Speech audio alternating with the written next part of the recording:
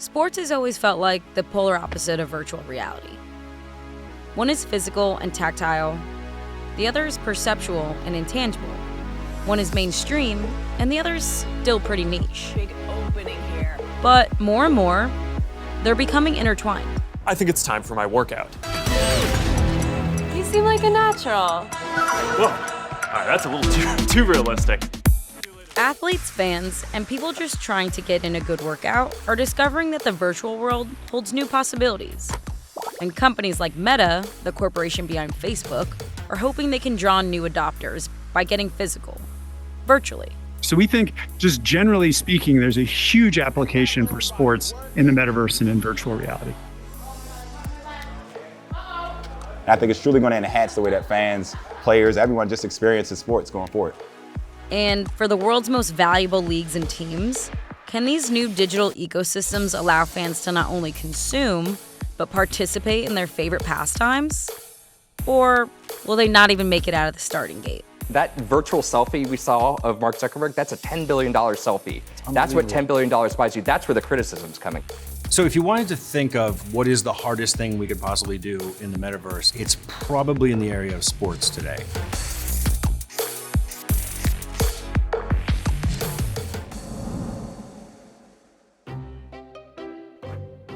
Oop. Uh-oh, don't tell me I drowned the ball. I'm as bad in here as I am in real life. Whoa. This is Jason Rubin, or at least his avatar. He's the vice president of metaverse content at Meta, the company formerly known as Facebook. He has a long history in games, from creating Crash Bandicoot to forming the gaming studio Naughty Dog. However, that experience hasn't translated to virtual basketball. Somebody in the background is coding furiously to make sure I don't miss at this point.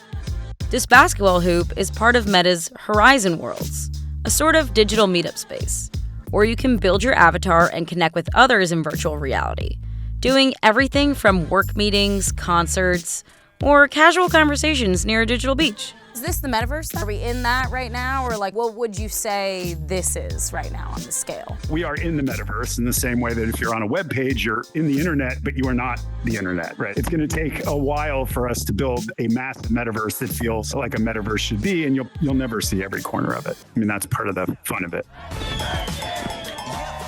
Now, the metaverse is a buzzword we've heard a lot in the last year. The metaverse, the next frontier of the internet. Big tech, big brands, big ambitions. People and companies are pouring hundreds of millions of dollars into the vision of the metaverse. That reportedly is a place where we can all go and hang out and do business and pretty much live our lives, or at least our avatars can live their lives. If you go back to the 80s, there was a movie called Tron. Who's that guy? That's Tron. He fights for the user. People started to imagine, what would it be like if I was inside of the arcade? Or what if I was inside of the computer? What would happen in that world? What kind of opportunities would get created? This is Ben Grossman, the CEO of Magnopus, who worked in the VFX and film industry for years before starting to work on bridging the physical and digital worlds. The internet right now is like a newspaper. It's words, it's pictures. You click on the words, it goes to other things. You click on the pictures, they move into videos. So the internet is connected pages.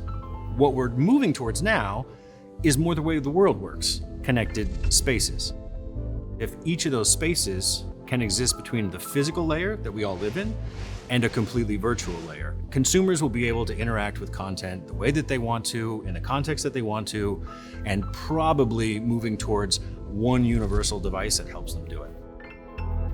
Building out this new form of navigating our digital and physical lives is something the largest tech companies in the world are dedicating vast amounts of resources towards. Meta, Apple, Google, Microsoft continue to make long-term investments in hardware and software to bring consumers and companies into immersive 3D worlds. I sound like a boomer even though I'm not, but I'm like, I'll just hang out in the real world for now.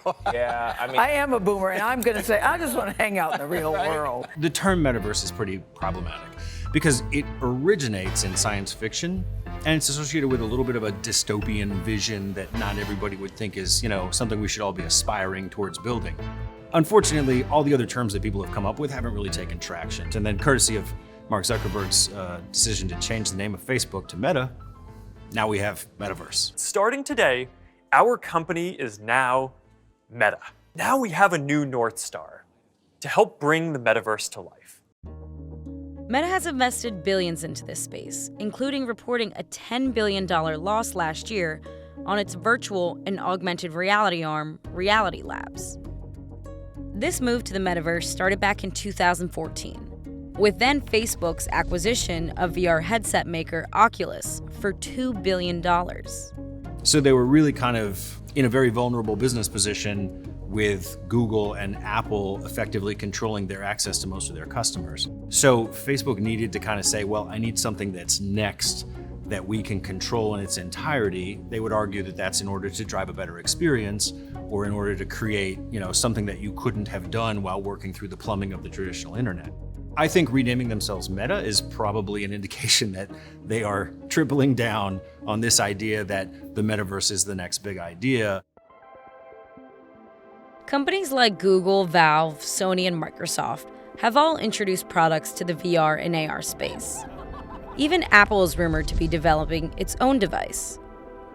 Meta has been one of the more visible companies in this space, Time for a break. aiming to create products and content not just for gamers, but for everyone. However, early versions of what the metaverse inside those headsets look like have not always been met with excitement. There are larger issues here outside of Mark Zuckerberg posting a really weird baby-like selfie from the metaverse and his time on the Rogan podcast. It really goes down to whether or not people can even figure out what they want a headset for. If corporations want headsets to be the next smartphones, they're going to have to make virtual reality more accessible and fun. One way to do that? Sports. Even simple ones, like throwing a basketball in a hoop. Next time I do an interview, rule number one, got to learn how to do the basketball before you do the interview, right? There it is. Okay. There it is. Oh, there it is. There it is. All right, now I can go home and sleep. Yeah. But that just gave us something to do that we're talking, right? Like this is what you would do with a friend doing something. It doesn't have to be basketball. It could be whatever. But this is very different than sitting on VC with your hands in your lap talking. Meta is really excited about sports and fitness inside VR, inside the metaverse for a lot of reasons. But one of the main reasons is it tends to be a social activity. And VR and the metaverse are social activities. We're excited in a lot of aspects of sports. We're excited in people's ability to see professional sports that they might be stuck at home alone, to see it with other people. We're excited about people playing sports together, whether it's recreations of real world sports in virtual reality, or it's new types of sports that, only exist in virtuality, only exist in the metaverse. And there's also aspects like training that are, starting to work now, where people are training to become baseball players inside virtual reality, inside the metaverse. All right, we're ready? Okay, watch my bun there. And then you are good right there. Drill the goal is to score as many touchdowns as you can. Show me and Hawk up, so I'm gonna need you to show. How many you got? Yeah, I got the highest score. Okay, all right. You got your play call, tap the break button. Boom, now you got that, you're good, hit break. Okay, cool. Boom, and then you gotta find your guy and throw. Okay, Vanessa. Okay, Vanessa. This is NFL Pro Era, a newly released virtual reality game that puts you in the helmet of your favorite NFL quarterback. You can select your team, pick your favorite play, and then just like a QB, either hand the ball off to a running back, find an open receiver, or take off running, but with the joystick. Oh, that's that. Gotta get that ball out. You gotta get the ball out. The game's available on a couple headsets and made by developer Status Pro, founded by former NFL wide receiver Andrew Hawkins and former Division I quarterback Troy Jones. The pair started with developing training products for pro teams that used augmented reality so athletes could practice with both real and virtual teammates. Now they want to bring that experience to a wider audience. Football is such a unique game because it's something that you can enjoy and watch and spend time with your family doing. But to get on that field and see it from the player's perspective and actually play it, I do think you'll gain a deeper appreciation of what goes into what you see on TVs on Sundays. And that's something that obviously as two former players we're passionate about. We kind of had this vision of, man, this technology was going to be the future, right? And how do we find our space in that? We're both former athletes. So we have a specific way of looking at it. And we felt like there was a way for us to kind of create an experience that everybody could participate in, from athletes to coaches to front offices to fans. And in my demo, the immersion factor was believable. It felt like I was actually taking a snap at Acrisure Stadium. The sounds of players running at me made me afraid to hold on to the ball for too long. It wasn't perfect, however. While fans of teams might recognize their offensive line by their numbers, their faces aren't as realistic. And occasionally you'll see some players defy some laws of physics. But even when things went wrong, the game still felt fun. You see the guy to the slot right here, number 3 again? Mm-hmm. He's gonna break inside in the middle. Let's try to hit him in the middle when he breaks. Oh my God, I caught you caught the wrong hand? Uh-oh. With the left-handed touchdown? NFL Pro Era is not the first American football simulator to be created in a VR headset. There have been arcade-like games like 2MD and MVP Football, as well as what is essentially immersive advertising from Gatorade that features Peyton Manning. Before we get you back out there, we need to talk about hydration. But importantly, it's the first to have the official license with the NFL. And it's the first NFL-branded video game of any kind outside of Madden to debut since 2004. I think the NFL, just to be clear, they're the most powerful sports league in the world. And I think for them, it's about making sure that they're going into any partnership with someone, it brings value to their fans and to the league. And when you sit, even people who work for the NFL on the 50-yard line of the Ravens Stadium or the Eagles Stadium or the Giants Stadium, they're like, wait, I even realized that I've never been in this position. And I think when that started to circulate around the league and they started to see how this could potentially change their fans' experience, they immediately saw the value. Traditionally, fans of the NFL have been able to have this experience already through the Madden video game, a yearly release that sells millions of copies, despite lackluster reviews over the last 5 years. Madden, from publisher EA, has the advantage of launching on all the major gaming consoles, as well as for PC and mobile devices. Sales for Status Pro, however, will be limited to only owners of virtual reality headsets.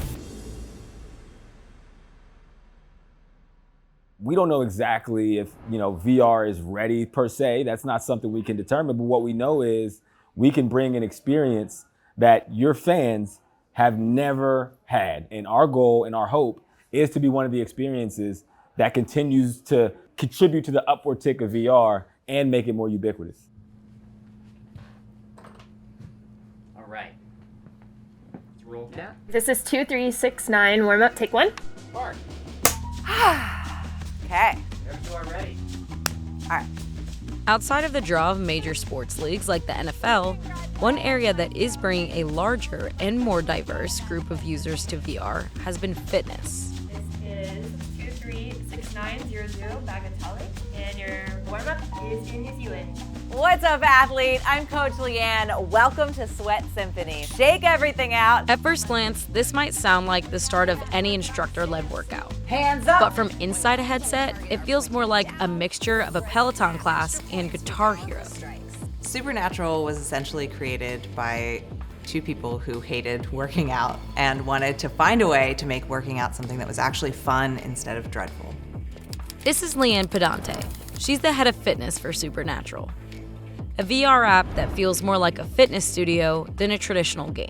You put on this headset and you're transported to a beautiful immersive location like the Galapagos Island or the Great Wall of China, and you're smashing or boxing to targets that are flying at you to music that you know and love while being coached by a coach like me who is guiding you through the experience and reminding you what an amazing athlete that you are. Nailing that backhand. Supernatural's also structured more like a fitness studio. You buy a membership for around $20 a month, and you can choose from a list of workouts like boxing, flow, meditate, and stretch. And new workouts are added every day. Launching in the spring of 2020, the app gained popularity as many people were searching for ways to work out while under lockdown.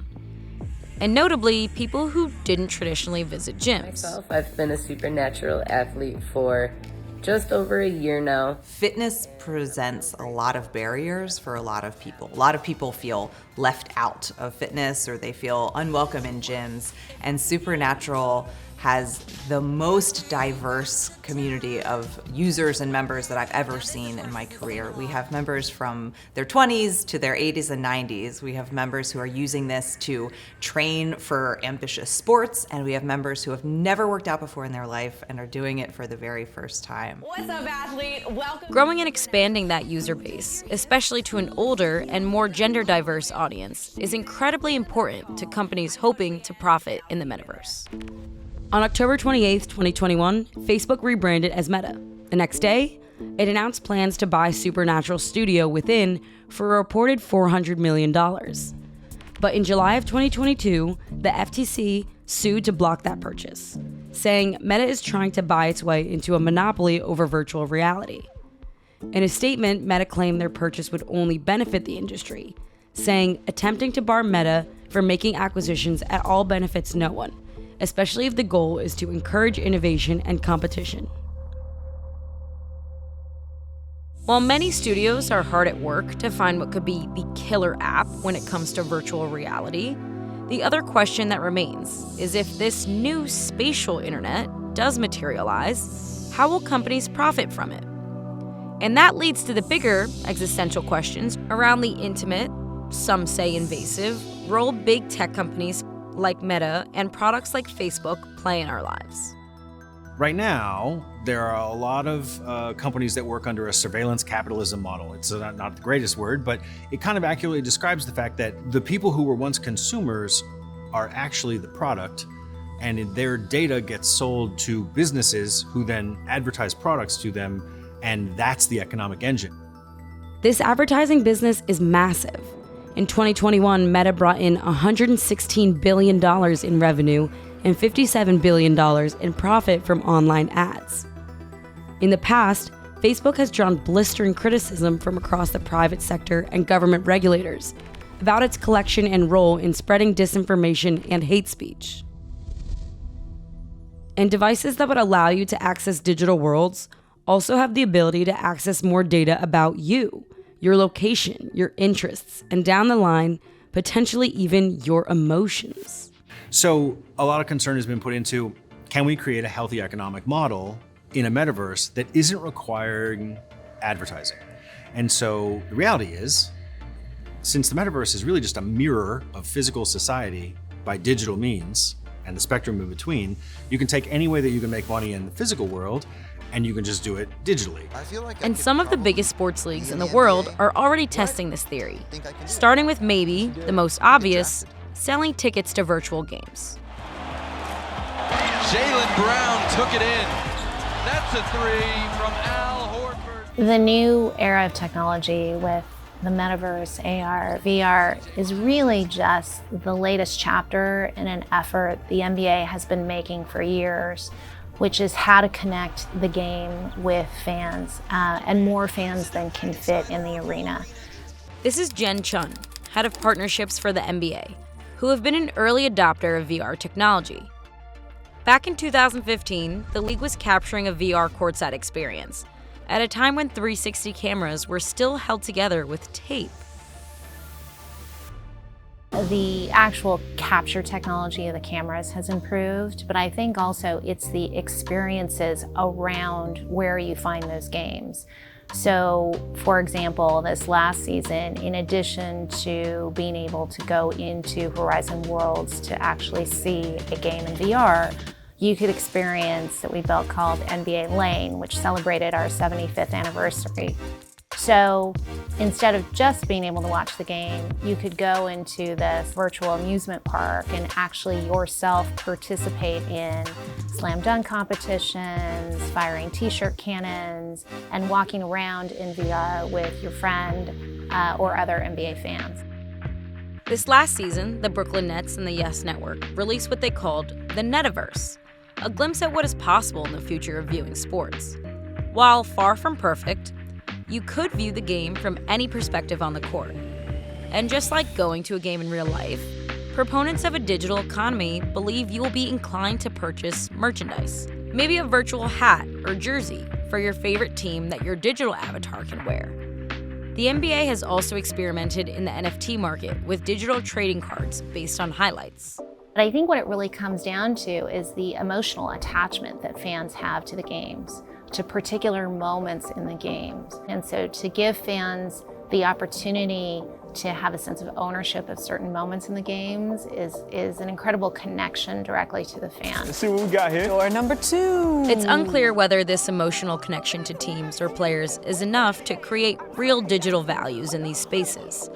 While Top Shot cards gained popularity early, their sales have since declined drastically. But for the NBA, creating these digital experiences and merchandise are more testing grounds for how future consumers may behave. Innovation has to have a lean forward, bold, testing, take that first step mentality to it. It's a build it, they will come kind of attitude, but I think it's most important for us to continue to make sure that fans can connect to the NBA. After all, leagues like the NBA or NFL are slow to change, especially when it comes to how we watch. Sports command some of the largest media rights deals in the world, and changing them, even to popular streaming sites, has been a slow process. But for Meta, they have high ambitions for how future fans will engage with sports.